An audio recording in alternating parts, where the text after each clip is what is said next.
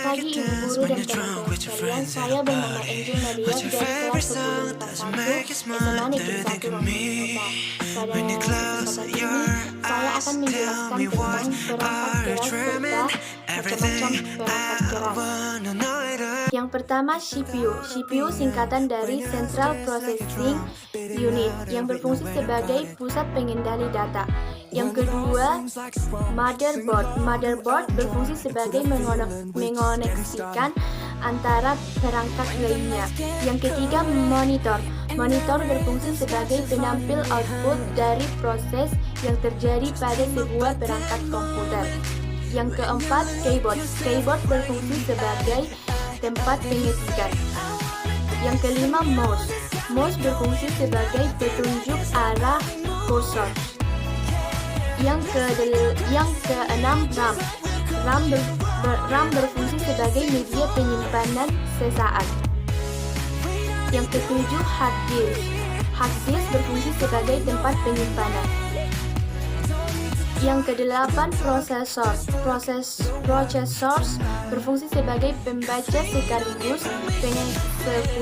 pengeksekusian perintah dari program komputer. Yang kesembilan, power supply. Power supply berfungsi sebagai penyuplai atau pemasok energi arus listrik. Yang ke-10, LAN card yang berfungsi sebagai jembatan penghubung. Yang ke-11, AGP. AGP berfungsi sebagai untuk membuat maksimal tampilan resolusi gambar. Yang ke-12, VGA. VGA berfungsi sebagai pengubah perangkat dari komputer lainnya. Yang ke-13, SSD. SSD berfungsi sebagai media tempat penyimpanan juga, yang bersifat secara fisik. Yang ke-14, joystick. Joystick berfungsi sebagai controller pada sebuah game di PC. Yang ke-15, printer. Printer berfungsi sebagai cetak data. Yang ke-16, CD-ROM yang berfungsi sebagai pembaca data. Yang ke-17, Scanner. Scanner berfungsi sebagai scanning atau men-scan sebuah data. Modem. Modem berfungsi sebagai alat yang bisa mengoneksikan komputer ke dalam jaringan internet. Yang ke-19, flash disk. Flash disk berfungsi sebagai media penyimpanan data juga. Yang ke-20, speaker. Speaker berfungsi sebagai jalur keluarnya suara. Yang ke-21, trackball. Trackball berfungsi sebagai petunjuk arah. Yang ke-22, lightpen. Lightpen berfungsi sebagai alat untuk menggambar pada layar komputer. Yang ke-23, barcode reader. Barcode reader berfungsi sebagai pemindai sebuah data. Yang ke-24, digitizer. Digitizer berfungsi sebagai mengubah objek analog menjadi bentuk baru. Yang ke-25, compact disc yang berfungsi sebagai wadah penyimpanan objek. Yang ke-26, touchpad. Touchpad berfungsi sebagai penggerak kursor di layar. Yang ke-27, webcam. Webcam berfungsi sebagai kamera video.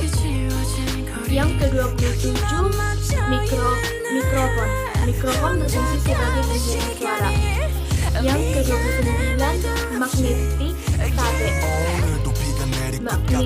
Yang ke-29, magnetic tape. Magnetic tape berfungsi sebagai magnetis yang memsave data dengan jumlah yang ekstra. Yang ke-30, projector. Projector berfungsi sebagai memproyeksikan secara visual media gambar maupun video dari perangkat komputer. Yang ke-31, network card. Network card berfungsi sebagai pengontrol jaringan. 32, TV tuner card yang berfungsi sebagai agar komputer bisa menangkap dan menayangkan siaran TV. Yang ke-33, UPS berfungsi sebagai penyuplai energi cadangan. Yang ke-34, sound card berfungsi sebagai input dan output. Yang ke-35,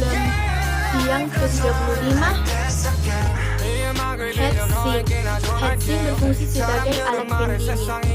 Yang ke-36, headset berfungsi sebagai penghantar atau penerima suara.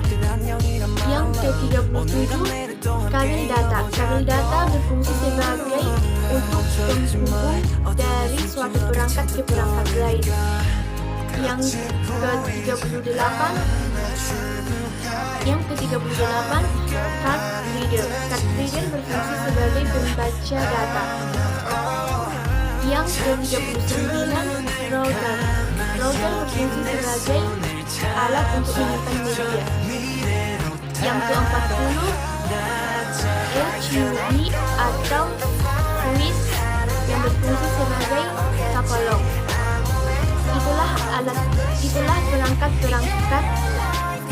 Itulah perangkat keras dari sebuah komputer yang bisa saya jelaskan. Sekian dan terima kasih.